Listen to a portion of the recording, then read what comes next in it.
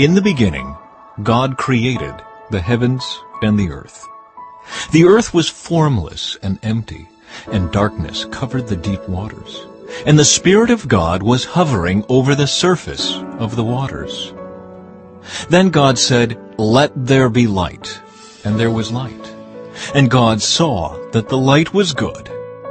Then he separated the light from the darkness. God called the light day, and the darkness night. And evening passed, and morning came, marking the first day. Then God said, "Let there be a space between the waters, to separate the waters of the heavens from the waters of the earth." And that is what happened.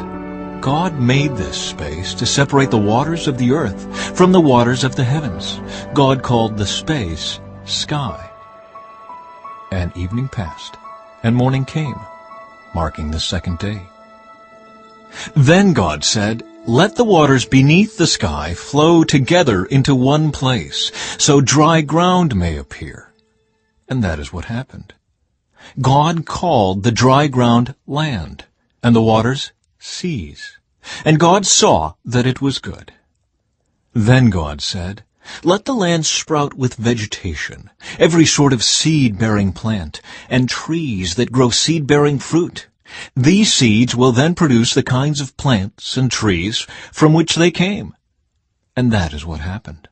The land produced vegetation, all sorts of seed-bearing plants and trees with seed-bearing fruit. Their seeds produced plants and trees of the same kind, and God saw that it was good. And evening passed, and morning came, marking the third day. Then God said, "Let lights appear in the sky to separate the day from the night. Let them mark off the seasons, days, and years. Let these lights in the sky shine down on the earth." And that is what happened.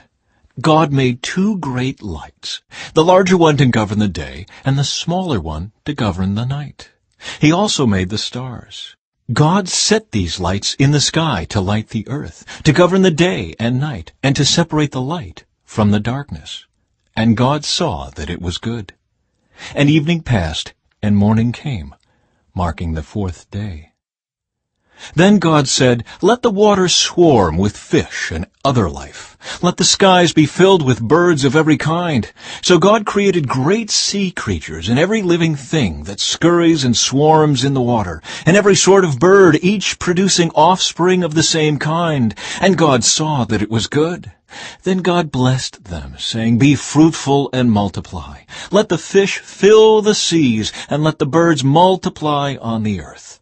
And evening passed, and morning came, marking the fifth day.